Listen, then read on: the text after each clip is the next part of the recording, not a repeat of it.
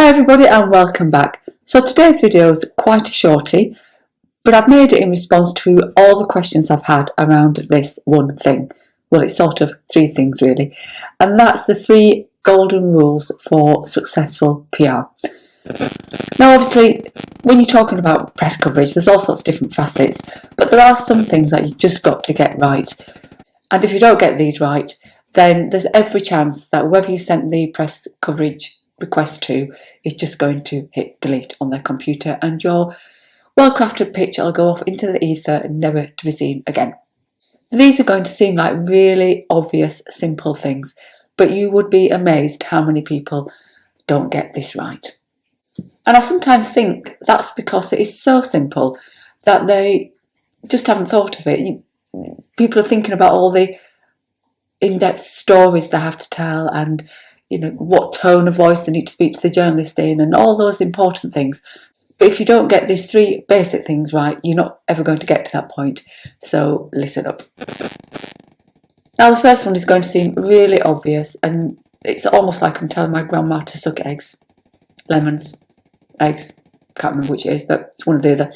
And that is to make sure that you get the person's name correct. The person that you're sending the press coverage request to, you've spelt their name properly and you've looked up who they are to start with, so that when you send your pitch in, you're getting the right person. Now, this is really important because if you don't do that, it's quite disrespectful really to the journalist, because their name is everywhere. It'll be on Twitter, it'll be in the magazine, it'll be on Instagram, probably Facebook. And if you don't go the extra mile just to make sure that you've got the name right and you've spelled it correctly, then you're not going to get a lot further really. So I work with somebody called Alison, which is a nice name, relatively common name, but she spells it with 2 L's, and it's in the front of the magazine. It's like I say on Facebook and on Twitter and on Instagram, but you'd be amazed how many people don't spell it correctly. And there's 2 things there. If you don't spell it correctly, but it gets to her, she's going to be not that impressed that you didn't bother to take the time to spell her name correctly. But also, if you spell it incorrectly in that way, the email's not even going to get through, because the system won't recognise Alison with an L, just 1 L. So be courteous and get the name right. The second thing I want to talk about, I've talked about before many times on my online courses, and I think on YouTube somewhere, probably plenty of times, and that is to make sure that you consume the media that you're wanting to be in. So if you're pitching to a magazine or a newspaper or a radio channel or a podcast, make sure that you've done some research and you've read at least 3 issues of the magazine or 3 of the newspapers. You've listened to some of the podcasts, you've listened to the radio station, because if you don't, when you pitch in, there's likely to be something in your pitch that alerts the journalist to the fact that you don't actually know much about them and what they do. So it's really important that you do that.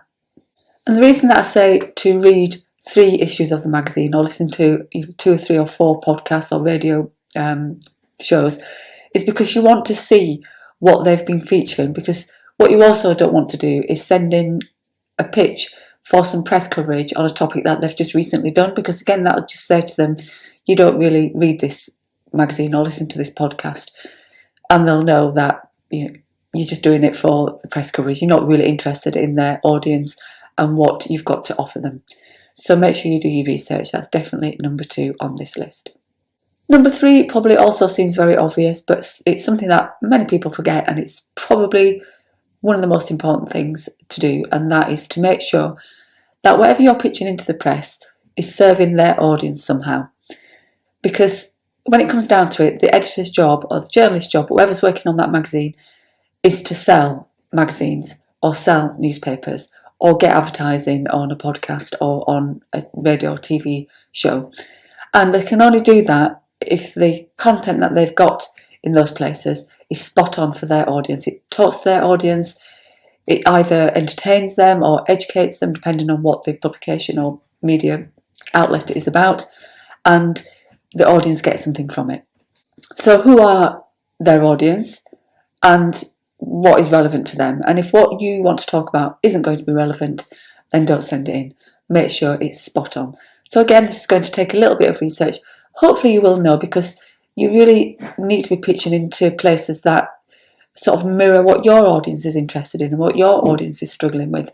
So this shouldn't be that hard, but it's still worth doing a little bit of research, because that's definitely the way to get it spot on. Working with the media is pretty much around building relationships. And if you do all of the above, not only will you build good relationships with them, which means that they're more likely to use you again, but you're going to stand out as well from anyone else in your niche, or anybody else just generally that's pitching in for press coverage to sort of make their business more visible. You are going to stand out head and shoulders above them if you've done all the 3 things above. So have a think about that, go give it a go, and let me know how you get on in the comments below. Anything else I can help you with, just ask away and I'll get back to you. I read all the comments and I do answer them. Of course, if you're enjoying what you're hearing on my channel, I would love you to subscribe. Just hit the subscribe button and somebody will take care of the rest. Somebody who's hiding in your computer somewhere.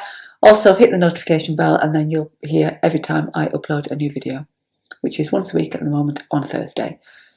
Great to see you here again, guys, and I'll see you in the next video. Bye now.